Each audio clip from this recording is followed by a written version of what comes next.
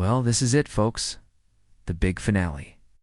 After 40 years of wandering in the wilderness and 40 years of conquering the Promised Land, it's time for Joshua to hang up his sandals. But before he does, he's got one more job to do, to deliver a farewell speech to the people of Israel. So he calls them all together and says, "Hey, I'm old and about to die. But before that, I want to remind you of all the amazing things God has done for you. Remember when I led you into battle against your enemies? Remember the plagues, the miracles, the victories? Those were some pretty amazing times, weren't they?" And then Joshua reminds them of their covenant with God. It's how he has just been a faithful servant of that covenant. Nothing more, nothing less. And now it's time for them to continue to be faithful to that covenant. In other words, don't follow other gods. Hey? Don't go worshiping the gods of the nations around you. Remain faithful to the Lord who has brought you out of slavery in Egypt and into freedom in the Promised Land.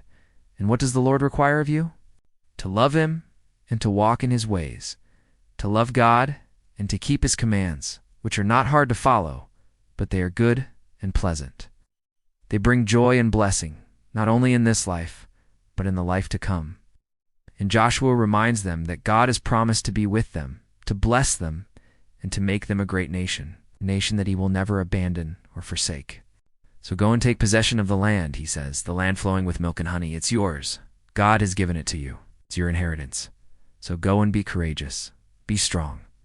Do not be afraid. Do not be discouraged. For the Lord your God is with you wherever you go.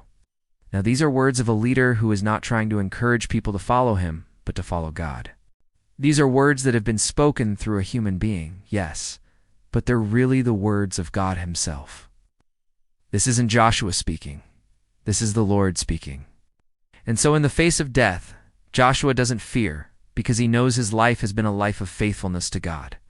And he knows that he will be faithful to the very end. And then, and only then, he will receive the reward that God has promised. What a wonderful hope we have in God's promises, a hope that sustains us in times of trouble and leads us into the joy of God's presence. Amen.